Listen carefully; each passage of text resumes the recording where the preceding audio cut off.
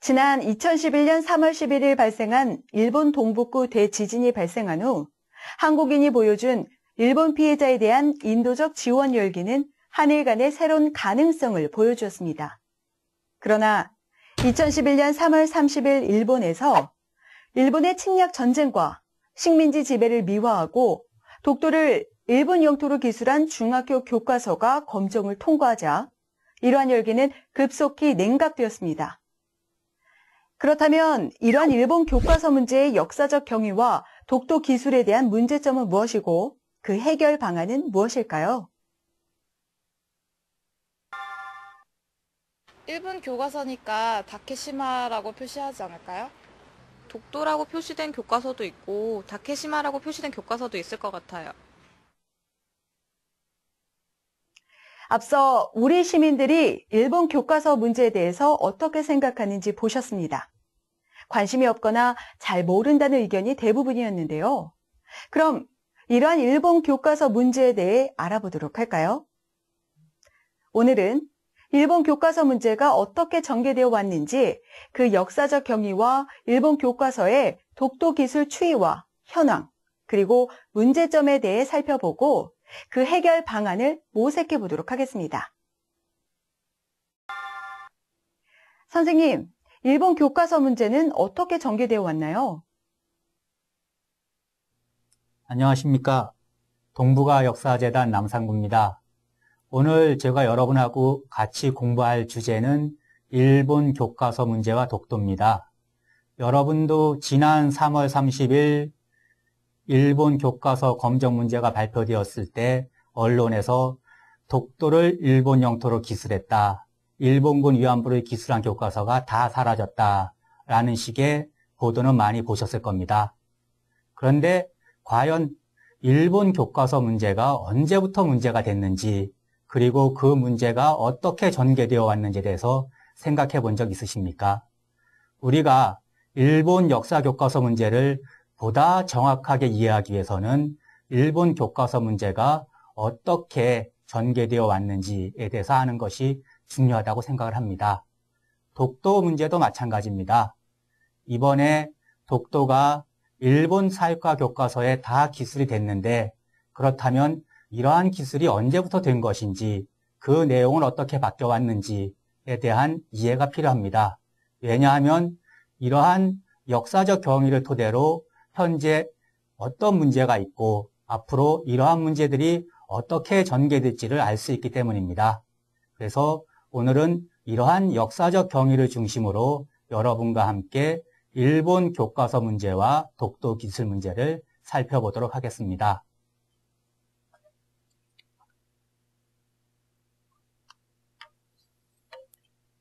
먼저 일본 교과서 문제란 무엇인가 라고 했을 때 사람마다 틀릴 것입니다. 자기가 관심 있는 분야가 틀리기 때문에 나는 일본 교과서 문제를 이렇게 생각한다 라고 이야기할 것입니다.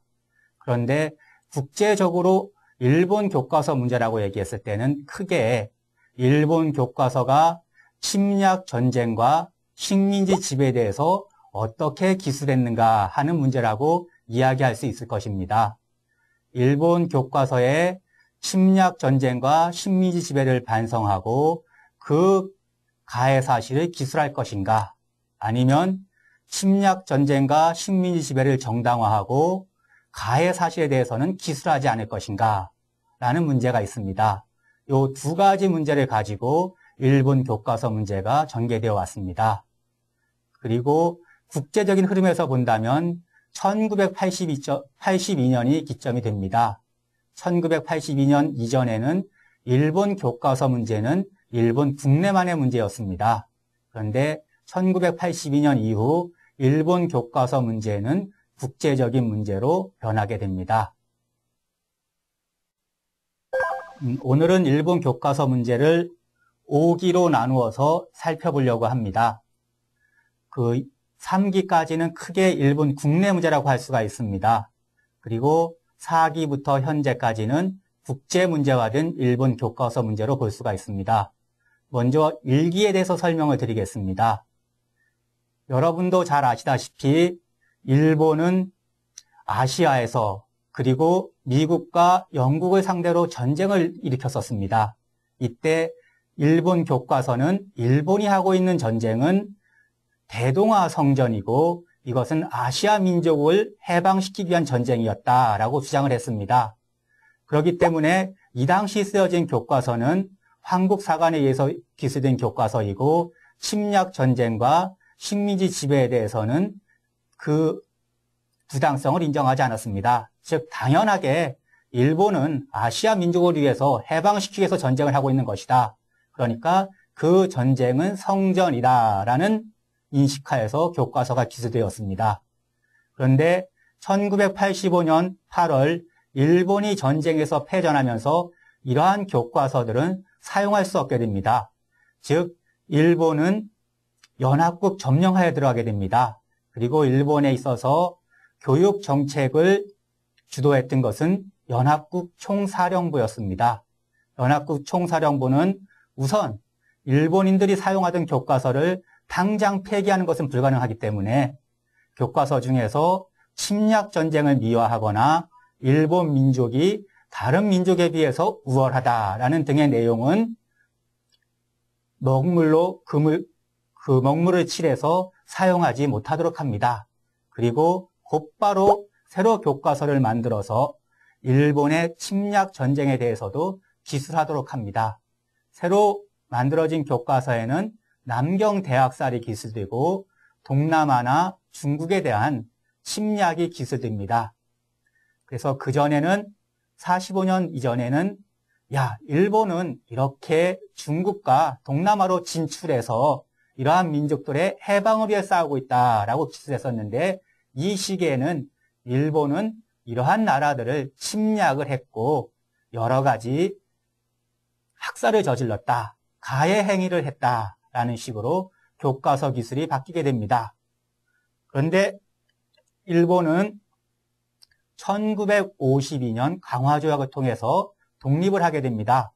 독립한 이후에 한국 전쟁 등을 계기로 해서 일본은 또한 급속한 경제 발전을 이룹니다.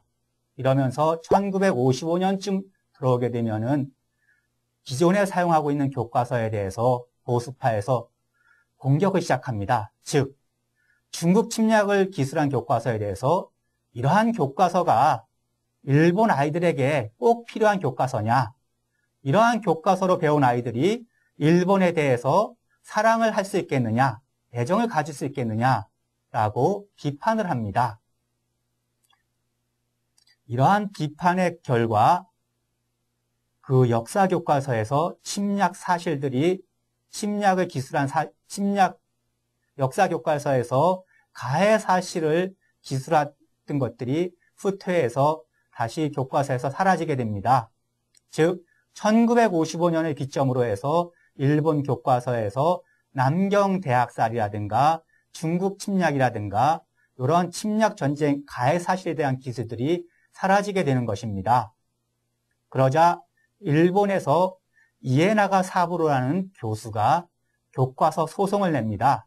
즉 이러한 교과서 기술이 사라지게 되는 것은 일본 정부가 교과서 검정을 통해서 압력을 넣기 때문에 가능했었습니다. 그러자 이에나가 사부로 교수는 교과서 검정이라는 것은 일본 헌법에 보장된 사상의 자유를 억압하는 것이다 라고 해서 교과서 검정은 헌법 위배다라는 재판을 제기합니다. 하지만 1970년까지 이러한 재판에 대해서 일본 정부는 무슨 얘기냐? 우리나라 아이들에게 국가를 사랑하는 교육을 한다는 것이 무엇이 문제냐라는 주장으로 대응을 해왔습니다.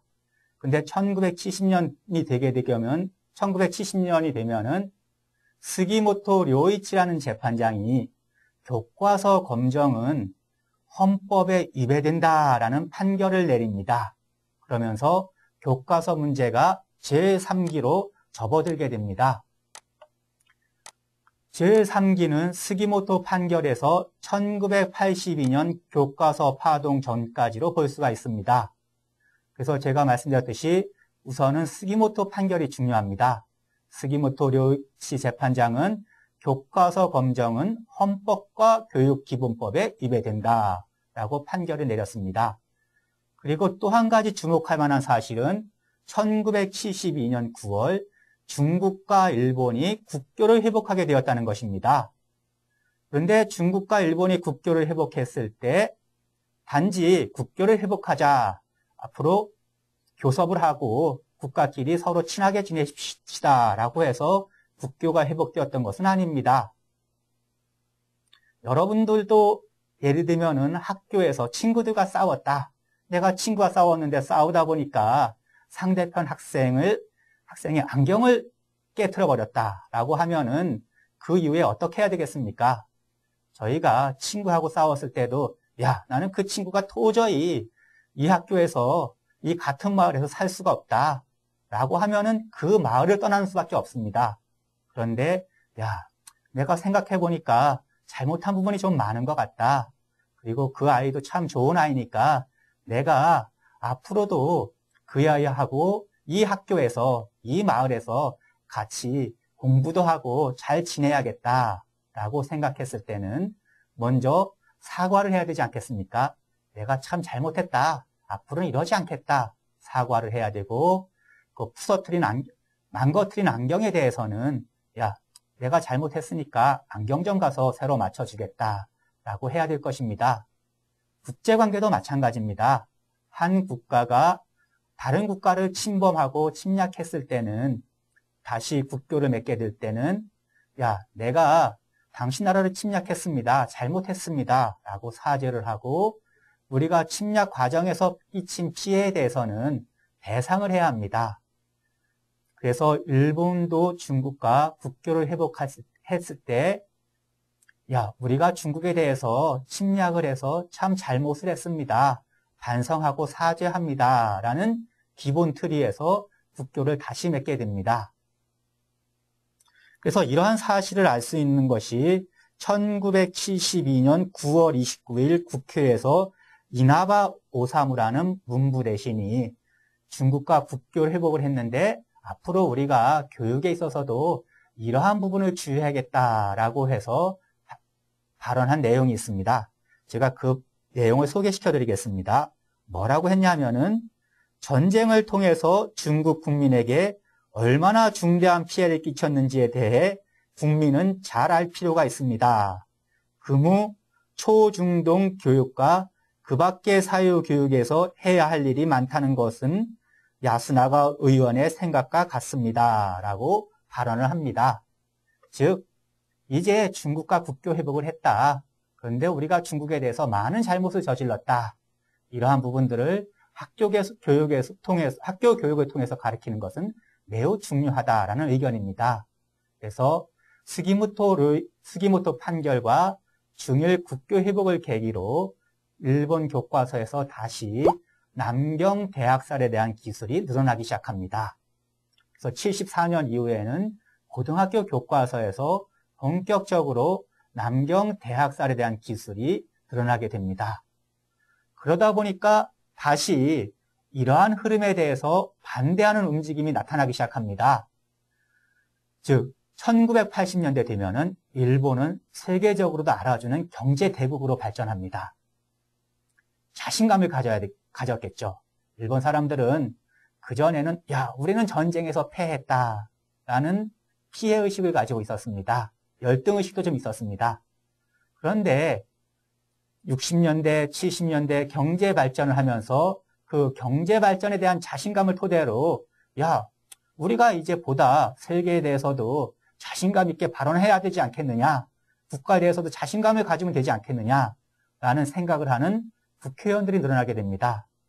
그러다 보니까 이 사람들은 교과서에 침략 전쟁에 대해서 구체적으로 기술하는 것에 대해서 반감을 가지게 됩니다. 야, 우리가 이렇게 잘 살고 있는데 세계 공헌도 하고 있는데 우리가 언제까지 침략 전쟁이라는 과거사에 얽매여서 세계 나가서 기도 못 펴고 살아야 되겠느냐. 이제 우리는 과거사에 대해서 이렇게 기죽을 필요 없다라는 이야기를 합니다. 그래서 이러한 사람들이 중심이 되어서 1982년에 발표된 검정에서는 어떠한 일을 했냐 하면은 중국을 침략했다, 동남아시아를 침략했다라는 교과서 기술에 대해서 무슨 얘기냐? 진출이라고 써라 라고 이야기를 합니다. 이때 나온 교과서를 보게 되면은 3.1 운동도 3.1 폭동으로 기술하는 교과서들이 있습니다. 여기에는 명백하게 보수 정치가들이 관여를 했고 일본 정부가 관여를 했었습니다. 그런데 1982년 6월 이러한 교과서 검정 결과가 그리고 일본 정부의 개입으로 침략이 진출로 바뀌어졌다는 내용들이 신문을 통해서 보도가 됩니다. 이러한 보도가 나가자 중국과 한국이 강하게 반발을 합니다. 무슨 얘기냐? 너희들이 침략해서 우리에게 커다란 피해를 끼쳤다. 그거에 대해서 사죄와 반성한다라고 하는 것은 65년 한국과 일본이 국교 회복을 했을 때도 72년 일본과 중국이 국교 회복을 했을 때도 기본 전제이지 않았느냐. 그런데 이제 와서 그러한 기본 전제를 무시하는 교과서 기술을 한다는 것은 한국과 일본, 일본과 중국, 그리고 동북아 관계를 봤을 때도 결코 바람직하지 않다. 이렇게 왜곡된 내용을 배운 아이들이 한국과 중국에 대해서 바른 인식을 가지고 공동의 미래를 만들어 가려고 하겠느냐라고 강하게 비판을 합니다. 일본은 생각지도 못했던 한국과 중국의 비판에 접하게 된 것입니다. 그런데 이때 일본 정치가들은 또 어떤 생각을 가졌냐 하면은 야, 우리 일본은 세계 나가면 경제대국이라고 하는데 국제사회에서 발언력은 참 약하더라 라는 겁니다. 그래서 이러한 발언력이 약한데 이러한 발언력을 좀 우리가 국제사회에 나가서도 가지려면 어떻게 하면 될까라고 생각했을 때 우선은 주변국인 한국과 중국이 우리 발언을 지지해 주는 것이 필요하다라는 인식을 가지고 있었습니다. 그래서 이러한 상황에서 한국과 중국이 강하게 반발을 하자 일본은 한 발 물러서게 됩니다. 그래서 82년 8월에는 관방장관이 담화를 발표합니다. 담화를 발표하면서 무슨 얘기를 했냐 하면은 중요한 것이 두 가지입니다. 일본 정부의 역사에 대한 기본적인 입장은 65년 한일협정 당시 그리고 72년 중일 국교 회복 당시 밝힌 바와 같이 과거 사실에 대해서 일본 정부는 반성과 사죄를 표명했다. 즉, 침략의 역사를, 식민지 지배의 역사를 정당화할 생각은 없습니다. 라는 것입니다. 두 번째는 이번에 교과서가 문제가 됐는데 그거는 뭐 우리가 잘못한 것이 아니라 출판사가 그렇게 한 것 같다. 라고 해서 정부 책임은 명확하게 인정하지 않습니다. 하지만 앞으로는 교과서를 기술할 때 특히 근린 동아시아 제국과 관련된 근현대 사실을 기술할 때는 국제 이해와 국제 협조에서 필요한 배려가 되도록 하겠다라는 내용을 발표를 합니다. 그리고 이러한 내용이 교과서 검정 기준에도 명문화됩니다. 이것을 우리는 요즘 근린 제국 조항이라고 부릅니다. 즉 1982년을 계기로 해서 이제 일본 교과서 문제, 특히 역사 교과서 문제는 일본만의 문제가 아니라 국제 문제라는 것을 일본 정부도 인식하고 국제사회를 향해서 우리도 이제는 교과서 문제를 국제 문제로 인식하겠다라고 명확하게 발언을 한 것입니다. 요즘 일본 언론을 보게 되면은 한국과 중국에서 교과서 비판을 했을 때, 야, 무슨 얘기냐? 교과서는 일국의 문제다. 국내 문제다. 그런데 너희들이 이러한 국내 문제에 왜 간섭을 하려고 하느냐? 내정 간섭이다. 라고 하는 주장도 있습니다. 하지만 1982년에 일본 정부는 관방장관 담화를 통해서 교과서 문제는 우리만의 문제가 아니라 동아시아의 문제입니다. 국제사회 문제입니다. 그렇게 인식하고 기술하도록 하겠습니다. 라고 약속을 했던 것입니다. 그래서 우리는 일본에 대해서 일본이 교과서를 왜곡했을 때는 당당하게 당신들이 이미 한 약속을 지키십시오. 라고 이야기할 수 있는 것입니다. 특히 3기는 교과서를 공격하는 측의 의도와는 달리 역사 교과서를 보다 개선시키는 결과를 가져오게 됩니다. 왜냐하면은 한국과 중국에서 이렇게 강하게 일본 교과서에 대해서 구체적으로 문제 제기를 하더라. 그리고 일본 정부도 관방장관 담화를 통해서 그리고 교과서 검정 기준에 조항을 만들어서 앞으로는 국제 이해와 협조에서 필요한 배려를 해야 한다라고 얘기를 했습니다. 그러니까 교과서 회사도 당연히 교과서를 서술할 때는 이것이 국제 이해와 협조에서 필요한 배려가 되어 있는가 아닌가를 생각하게 됩니다. 그러면 당연히 어떻게 하겠습니까? 중국을 배려한다면은 남경 대학살에 대해서 기술을 해야 하고 한국에 대해서 배려를 한다면은 3.1운동에 대해서 기술을 해야 하고 강제동원에 대해서 기술을 해야 하고 일본군 위안부 문제에 대해서도 기술을 해야 되는 것입니다. 그래서 교과서는 82년 이후 이러한 가해 사실들에 대해서 점점 더 기술하는 경향으로 바뀌게 됩니다. 그리고 그것이 정점에 달하는 것이 제4기라고 할 수가 있습니다.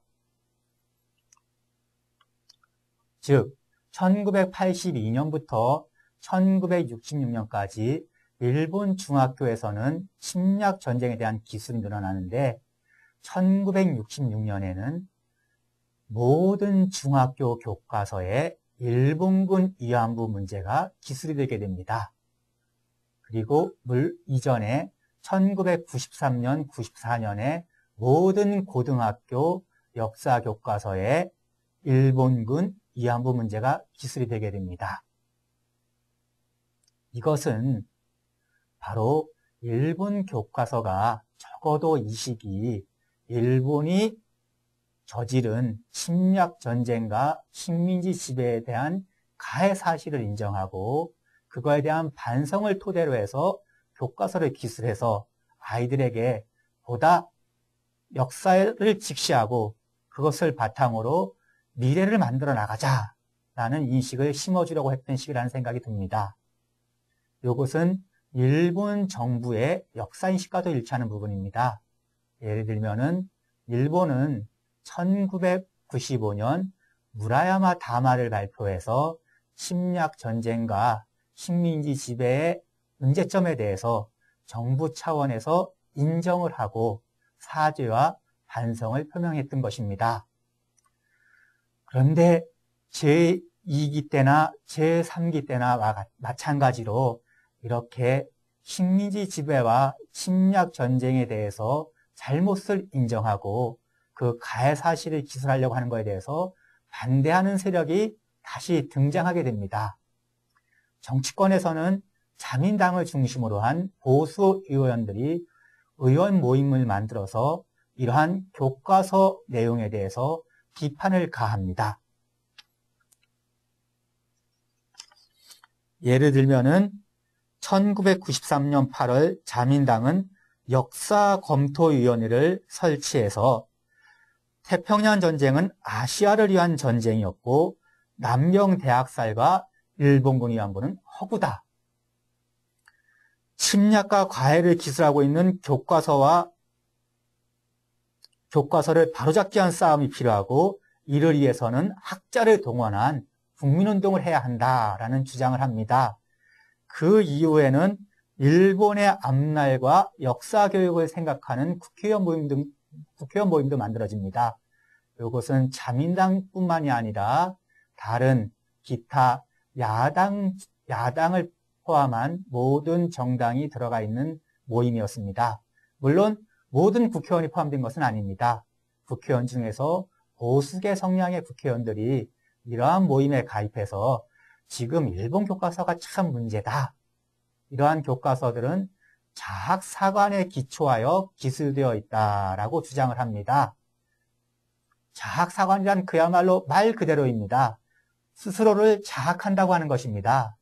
일본 교과서라는 것은, 특히 역사 교과서는 자라나는 세대에게 일본 국민으로서의 자신감, 애국심을 심어 넣어줘야 되는데, 지금 교과서는 일본 학생들에게 자신감과 애국심보다는 일본 역사를 싫어하게 만들고 일본 국민으로서 태어난 것을 부끄럽게 만드는 역사 교과서다 라고 이야기를 하고, 이러한 교과서는 바꿔야 한다, 없애야 한다 라고 주장을 하는 것입니다. 그런데 여러분 어떻습니까? 과거의 침략 사실, 식민지 지배라고 하는 것은 바꿀 수가 없는 것입니다. 여러분 영화에서 나오듯이 타임머신을 타고 과거로 돌아가서 바꿀 수 있는 그러한 문제가 아닌 것입니다. 그러면 이러한 문제들은 어떻게 해결이 되겠습니까? 제 생각에는 이러한 부분을 가르치지 않는다고 해결되는 것이 아닙니다. 이러한 부분을 가르치지 않는다고 일본 학생들이 일본 국민으로서의 자부심과 애국심을 갖는다면 그 애국심과 자부심은 너무나도 무서운 결과를 가져올 것입니다.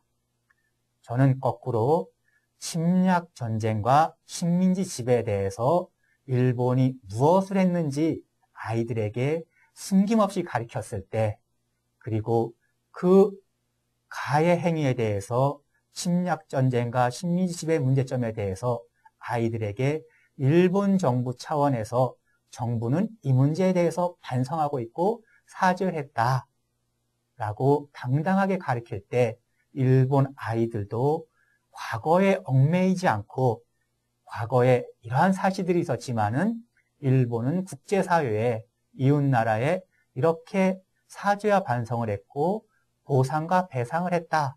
그렇기 때문에 우리는 이제 이웃들과 당당하게 손잡고 미래를 만들어갈 수 있는 자격을 갖고 있다라는 자부심을 가지려는 생각이 듭니다. 즉, 과거는 망각을 시켜서 해결되는 문제가 아닙니다. 거꾸로 올바르게 가르치고, 그리고 정부 차원에서 정말 바람직하게 해결했을 때 해결될 수 있는 문제지, 시간이 간다고 해결될 수 있는 문제는 아니라는 생각이 듭니다. 하지만 이러한 공격들이 국민들의 지지를 받기 시작합니다. 그런데 왜 지지를 받을까요? 참 문제입니다. 그런데 저는 여기서 일본 사회가 똑같은 사회가 아니라 시간의 흐름에 따라서 바뀌어 왔다는 점을 염두에 두어야 한다는 점을 강조하고 싶습니다. 80년대 일본은 세계 경제 대국이었습니다. 경제만으로 치면은 그 어느 나라도 부럽지 않았습니다. 그런데 90년대 접어들면은 일본 경제 성장이라고 하는 것이 거품이었다라고 하는 부분들이 밝혀지고, 그 거품이 빠지면서 장기 침체에 접어듭니다. 그리고 사회가 양분화됩니다. 즉, 경제가 글로벌화되면서 이제는 사람들의 삶도 양분화되는 것입니다. 이렇게 양분화된다는 것은 결국 그 사회 자체가 안정되지 않고 불안한 사회라는 것을 이야기합니다. 이러면서 계층 문제, 경제 격차로 인한 사회 문제, 청소년들의 역사인식 부재, 국가 간 부재로 인한 문제들, 여러 가지 문제들이 한꺼번에 분출이 됩니다. 이랬을 때 일본 보수파들은 이러한 사회 문제들은 원인이 경제 문제에 있다든가 아니면은 교육의 문제에 있다든가 라는 부분에서 찾는 것이 아니라 역사인식에서 찾습니다. 즉, 지금까지는 일본의 역사에 대해서 자신감을 가르쳐주지 못하는 역사 교과서를 배웠다. 그래서 이런 역사 교과서를 배운 아이들이 국가에 대해서, 사회에 대해서 자부심을 갖지 못하니까, 애국심을 갖지 못하니까 이러한 문제들이 표출된 것이다. 고로 이런 아이들에게 애국심을 심어줄 수 있는 교과서를 만들면은 이러한 문제도 해결될 것이다 라는 잘못된 진단을 내놓는 것입니다. 그리고 이러한 보수파 정치인들의 의사를 반영하는 형태로 1997년에 새로운 역사 교과서를 만드는 모임이 만들어지고 전국적으로 활동을 하게 됩니다. 새로운 역사 교과서를 만드는 모임의 주장은 간단합니다. 지금까지 역사 교과서는 자학사관에 기초한 역사 교과서로 일본 아이들에게 애국심이라든가 일본 국민으로서의 자부심을 심어주기는커녕 그 애국심과 자부심을 뺏어갔다. 그런데 그 자학사관의 대표적인 것이 무엇이냐? 남경대학살과 일본군 위안부에 대한 기술이다. 남경대학살은 거짓이거나 있었다고 해도 아주 작은 사건이었다. 그런데 지금 교과서들은 그것을 아주 부풀려서 기술하고 있다. 일본군 위안부 문제, 그것도 다 거짓이다. 당시 여자들이 돈을 벌려고 몸을 팔았던 것이지 일본 정부나 군이 강제로 이 사람들을 끌고 갔던 것은 아니다 라고 이야기를 합니다. 그래서 이러한 남경대학살이라든가 일본군 위안부에 대한 기술은 교과서에서 사라져야 된다라고 주장을 합니다. 그리고 2001년에는 이들이 스스로 교과서를 만듭니다. 야, 이제는 우리가 교과서를 만들어서 이러한 교육을 바꿔보겠다라는 주장을 한 것입니다. 그래서 2001년에 새로운 역사 교과서를 만드는 모임은 역사 교과서와 국민 교과서를 만들었습니다. 그런데 이들이 만든 교과서는 실제로 채택은 0.038%밖에 되지 않습니다. 즉 아주 미미했습니다. 누구도 이들이 만든 역사 교과서를 교과서로 인정하지 않았던 것입니다. 그런데 이들은 2005년에도 2009년 또 금년에도 교과서를 다시 만들고 또 만들었습니다. 이러면서 일본 사회 무경화 흐름과 맞물려서 이들이 만든 교과서 채택률이 점점 더 높아지기 시작했습니다. 그래서 2009년에는 1.7%까지 높아졌고 올해는 보다 높아질 거라는 생각이 듭니다. 또 하나, 이들이 이러한 교과서를 만들어냄으로써 일본군 위안부 교과서 기술이 모든 교과서에서 사라지게 되었다는 것입니다. 즉, 일본군 위안부 교과서를 교과서에 기술하는 것은 문제다. 이런 교과서를 채택하는 것은 문제다. 라는 주장들을 이들은 끊임없이 해왔습니다. 그러다 보니까 현장에서도 일본군 위안부 문제를 기술한 교과서를 채택하는데 부담감을 느꼈던 것입니다. 그래서 이들은 자신들이 기술한 교과서는 채택 안 되었지만 다른 교과서, 즉 식민지 지배라든가 침략전쟁, 일본군 위안부에 대해서 기술했던 교과서가 채택되지 못하게 하는 효과를 가져왔던 것입니다. 이렇듯 일본 교과서 문제는 1945년부터 현재에 이르기까지 크게 보면은 5단계를 걸쳐서 바뀌어져 왔었습니다. 그런데 지금까지는 주로 문제가 됐던 것은 일본 역사 교과서의 역사 왜곡 문제였습니다. 그런데 여러분도 관심이 많으신 부분이지만은 제5기에 접어들면은 독도 기술 문제가 교과서 문제로 등장을 하게 됩니다. 물론 독도가 일본 교과서에 일본 영토로 기술되는 것은 최근의 일만은 아닙니다. 1956년에 나온 지리 교과서에도 독도를 다케시마로 표기해서 독도가 일본 영토라고 기술한 교과서도 있었습니다. 하지만 독도를 한국이 불법으로 점거하고 있다거나 라고 기술한 교과서는 없었습니다. 독도가 일본 고유의 영토인데 한국이 불법으로 점거하고 있다라는 교과서 기술이 등장하는 것은 2001년입니다. 제가 방금 전에 말씀드린 새로운 역사 교과서를 만드는 모임이 만든 국민교과서에 처음으로 독도는 역사적으로 보면은 일본 고유의 영토인데 현재 한국이 불법으로 점거하고 있다라는 내용이 나왔었습니다. 그리고 이러한 내용이 2005년에도 나오고 2011년 올해는 보다 많은 교과서에 본격적으로 기술되기 시작했던 것입니다. 이렇게 보게 되면은 제5기의 교과서 문제는 역사 교과서 문제 그리고 사회과 교과서의 독도 기술 문제로 발전했다라는 점을 알 수 있습니다.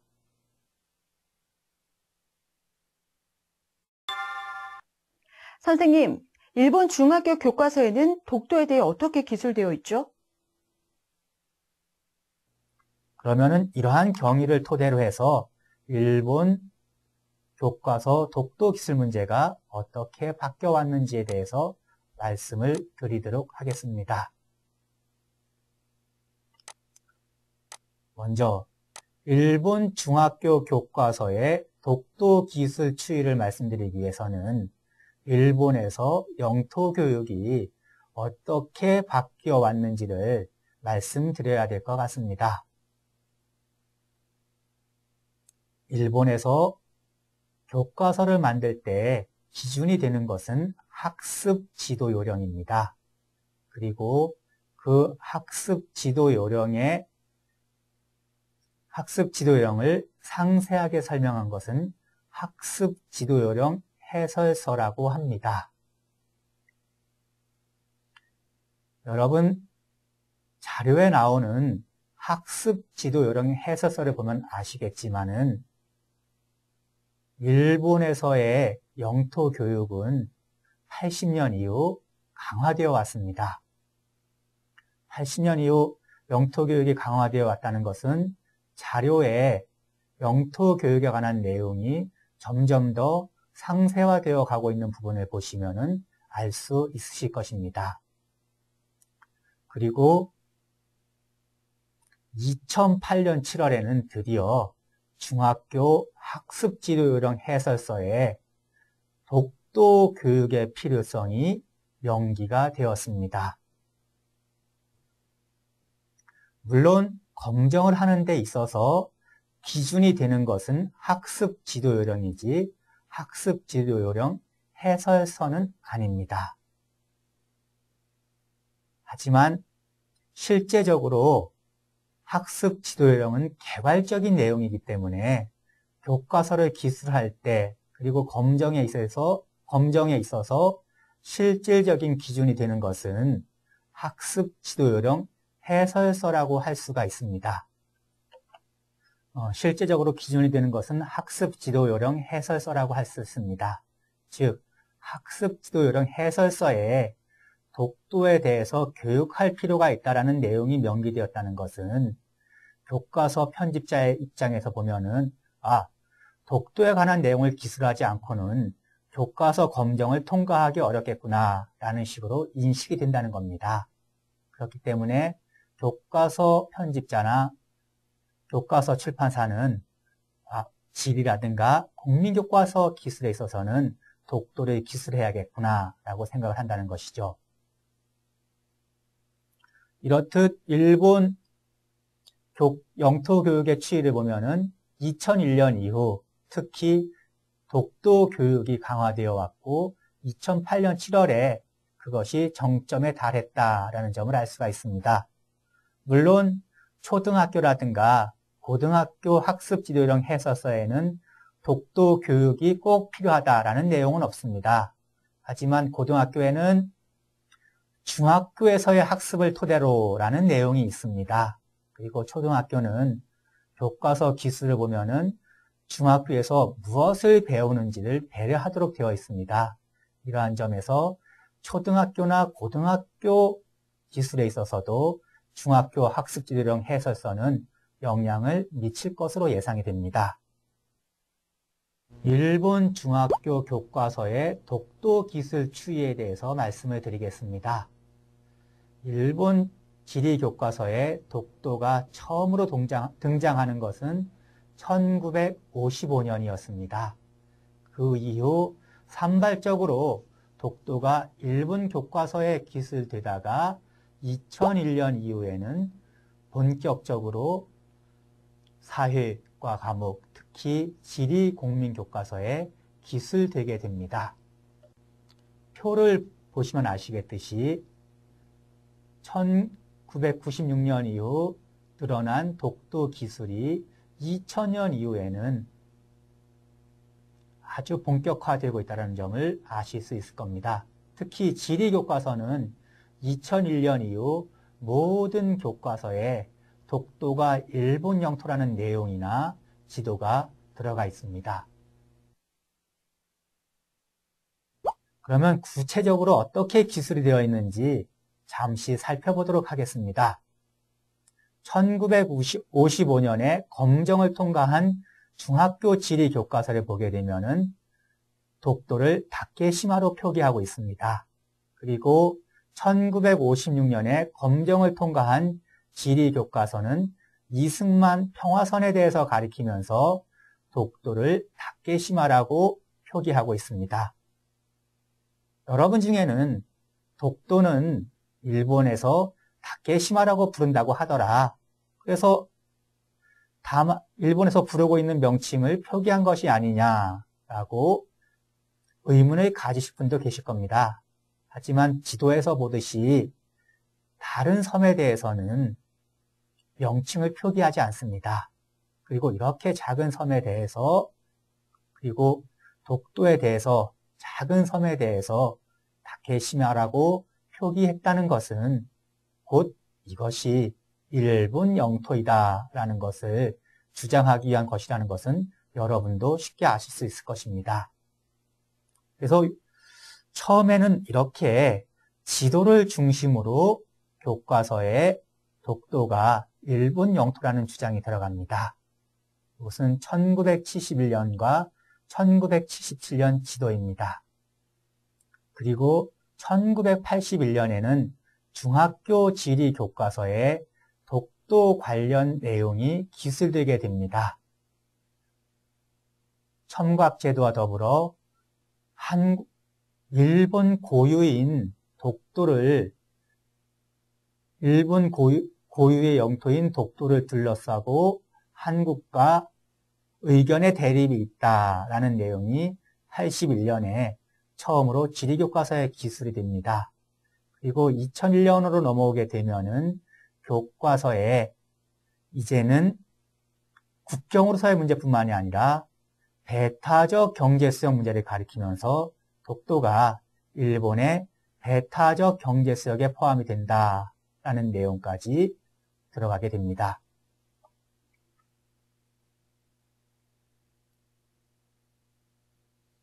지금 보시는 내용에, 여러분들이 보시는 지도를 보게 되면은 독도를 다케시마로 표기하고 국경선을 긋고 배타적 경제수역에 포함시키고 있음을 알 수 있을 것입니다. 지금까지 제가 말씀드린 것을 정리하는 의미에서 최근 일본 교과서의 독도 기술이 어떻게 변화되어 왔는지를 동경서적 국민교과서의 사례를 들어서 설명을 드리도록 하겠습니다. 2001년 검정을 통과한 국민교과서의 독도 기술입니다. 독도 표기는 없이 배타적 경제수역에 독도를 포함을 시켰었습니다. 그런데 4년 후인 2005년 검정을 통과한 교과서를 보게 되면은 독도를 다케시마로 표기하고 국경선을 그었습니다. 그리고 배타적 경제수역에 포함을 시킵니다. 여기서 끝나는 것이 아닙니다. 왼쪽에 설명을 달았습니다.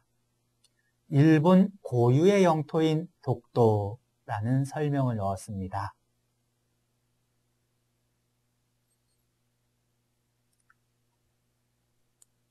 2005년은 독도를 다케시마로 표기하고 국경선을 그어서 일본 영토에 포함을 시켰습니다. 뿐만이 아닙니다. 독도는 일본 고유의 영토이다 라는 내용을 은편의 설명으로 집어넣습니다. 그런데 올해 검정을 통과한 교과서는 여기에서 한 발 더 나아갑니다. 지도는 그대로입니다. 국경선도 그대로고 다케시마라는 표현도 그대로입니다. 그런데 설명에 어떠한 내용이 들어갔냐 하면은 한국이 불법 점거하고 있으며 이에 일본은 한국의 항의를 계속하고 있다라는 내용이 들어갑니다. 여러분, 10년 사이에 일본 교과서의 독도 기술이 이렇게 바뀌고 있는 것입니다. 2001년만 해도 표기도 없이 일본 배타적 경제수역에 슬그머니 집어넣었던 것이 이제는 일본의 고유 영토인데 한국이 불법으로 점거하고 있고 일본은 이에 항의를 계속하고 있다라는 내용으로 바뀌었다는 겁니다. 물론 여러 교과서가 있는데 그 중에 한 교과서가 그런 것이 아니냐라고 질문하실 수도 있습니다. 하지만 동경서적 공민교과서는 채택률이 61%에서 3% 정도입니다. 무슨 얘기냐 하면은 일본 중학생 100명이면은 그 중에서 61명에서 3명은 이 교과서로 배우고 있다는 겁니다.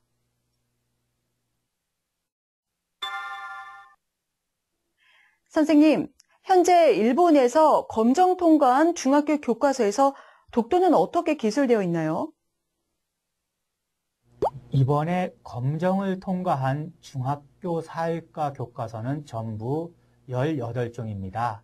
지리가 4종, 역사가 7종, 국민이 7종입니다. 이 가운데서 특히 영토 교육에 중점을 두고 있는 것은 지리와 국민교과서입니다. 이번 교과서 검정의 특징이라고 한다면 첫째는 독도 관련 기술이 확산되었다는 것입니다. 즉, 지리과 교과서는 모든 지리교과서에 독도가 기술되었고 국민교과서도 7종 중 6종의 독도가 기술되었고 1종에는 지도가 기술되었습니다. 즉, 지리, 국민, 11종 모든 교과서에 독도가 일본 영토로 기술된 것입니다. 또한 이번에는 처음으로 역사 교과서에도 3종에 독도가 일본 영토라는 기술이나 지도가 들어가게 되었습니다. 문제는 지리나 역사는 중학교 1학년이나 2학년 때 배웁니다. 그리고 국민은 3학년 때 배우게 됩니다. 이렇게 되면은 3년 동안 독도가 일본 영토라는 내용을 2번에 걸쳐서 배우게 된다는 것입니다. 또한 이번에는 기술이 대폭으로 늘어난 것뿐만 아니라 그 내용을 보게 되면은 일본 정부의 독도 영유권 주장을 강하게 반영하고 있다는 점입니다. 대표적인 것이 불법 점거라는 기술입니다.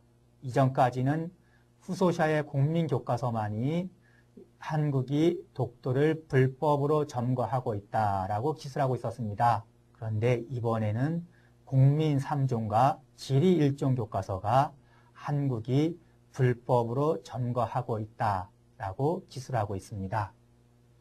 또한 모든 지리 국민교과서에 독도를 다케시마로 표기하고 국경선을 표시하였습니다. 또 일본의 배타적 경제수역에 독도를 포함을 시킵니다. 이러한 지도가 모든 지리 국민교과서에 들어가게 된 것입니다. 세 번째는 교과서에는 처음으로 일본 영유권 주장의 구체적인 근거들이 제시되었습니다.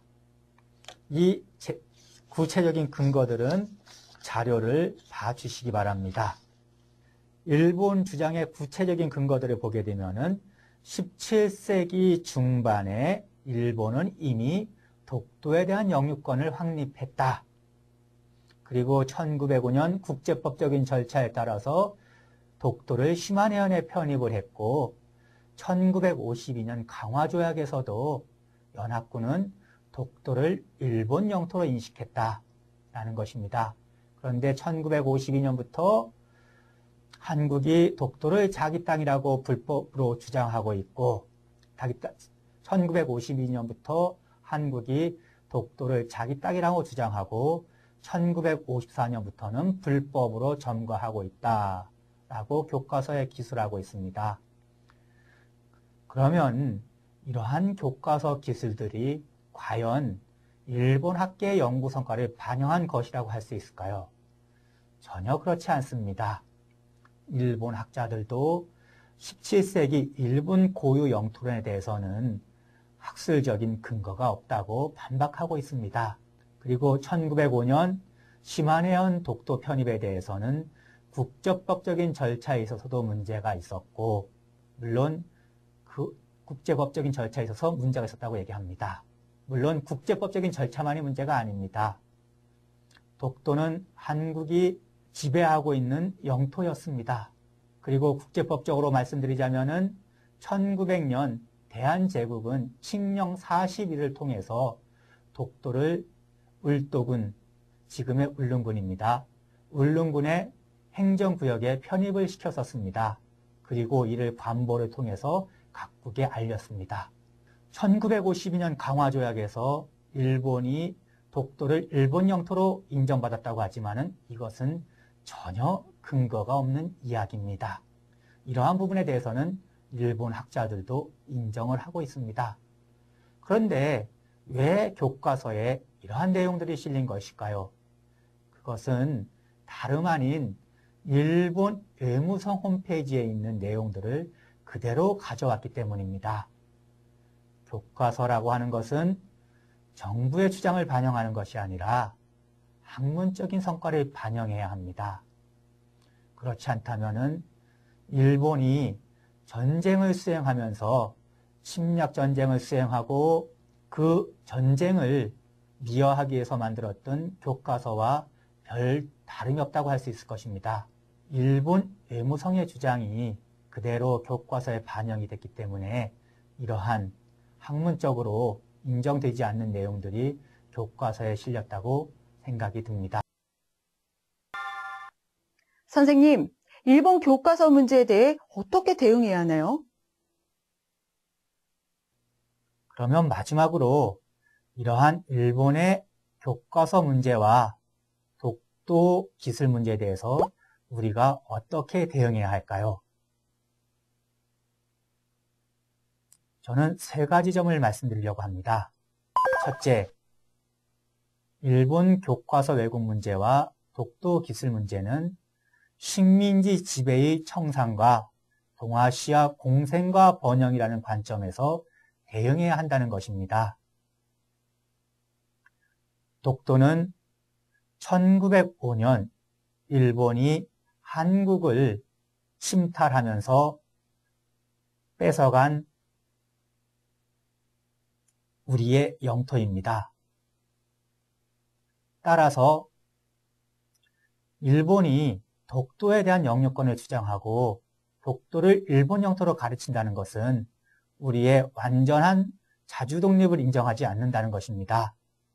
따라서 독도 문제는 영유권 문제가 아닌 식민지 지배의 완전한 청산이라는 차원에서 접근할 필요가 있습니다.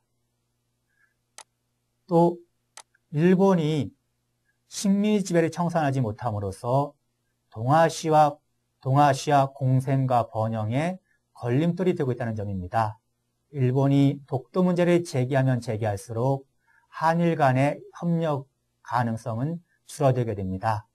현실적으로 한일 간에 협력해야 할 부분들은 상당히 많습니다. 교류도 실제적으로 경제, 인적 많은 교류들이 늘어나고 있습니다. 이러한 인적인 교류, 경제적인 교류, 그리고 동아시아 공생이라는 점에서 봤을 때 과연 일본 교과서 독도 기술이 어떻게 문제로 작용할 것인가는 명약관화하다는 생각이 듭니다. 따라서 독도 문제는 식민지 지배의 청산과 동아시아 공생과 번영이라는 관점에서 해결 방안을 모색해야 할 것입니다. 두 번째는 독도는 우리 고유의 영토로 우리가 영토 주권을 행사하고 있다는 자신감을 토대로 대응할 필요가 있습니다. 지금까지 일본에서 독도를 일본 땅이라고 주장을 한다거나 교과서에 실는다거나 방위백서에 실는다거나 하게 되면은 우리들은 이 문제에 대해서 강하게 비판을 제기해 왔습니다. 물론 저희가 이 문제에 대해서 일본이 도발을 해왔을 때 강하게 비판하는 것은 필요합니다. 하지만 그렇다고 해서 우리가 일본이 도발하는 것에 대해서 하나하나 일희일비할 필요는 없다고 생각을 합니다. 왜냐하면 일본이 교과서에 실어도 방위백서에 실어도 일부 정치가들이 독도를 일본 땅이라고 주장을 해도 우리가 국제법적으로, 역사적으로, 지리적으로 명백한 독도에 대해서 영토 주권을 행사하고 있다는 현실은 전혀 변함이 없습니다. 우리는 따라서 일본의 도발에 일희일비할 것이 아니라 이러한 자신감을 바탕으로 장기적이고 전략적인 관점에서 의연하고 당당하게 대응해야 할 것입니다. 셋째, 우리 국민들의 독도에 대한 사랑은 어디에 내놓아도 자랑할 만한 것이라는 생각이 듭니다. 그리고 그러한 독도에 대한 사랑이 국토에 대한 사랑으로 그리고 애국심으로 이어지고 있다고 생각합니다. 그런데 여러분께서는 독도가 왜 우리 땅인지 그 증거에 대해서 설명하실 수 있으십니까? 많은 분들이 세종실록 지리지 50페이지 셋째 줄에 있지 않느냐라고 말씀하십니다. 그런데 세종실록 50페이지 셋째 줄에 무슨 내용이 있는지 생각해 보신 적 있으십니까? 아마 여러분들이 세종실록 50페이지 셋째 줄을 열어보셨다면 실망하실 겁니다. 왜냐하면 거기에는 독도 관련 내용은 전혀 없기 때문입니다. 제가 정답은 말씀드리지 않겠습니다. 여러분이 독도에 대해서 애정을 가지시고 관심을 가지시고 있는 만큼 독도에 대해서 이제는 구체적으로 공부해 나갈 필요도 있습니다. 여러분이 한번 찾아보십시오. 세종실록에 어떤 내용이 있는지, 그것이 우리가 독도가 우리 땅이라고 주장하는 어떠한 근거가 되고 있는지 여러분들이 스스로 찾아봐 주시기 바랍니다. 일본 교과서 역사 기술이 사라지기는 그다지 쉽지 않을 겁니다.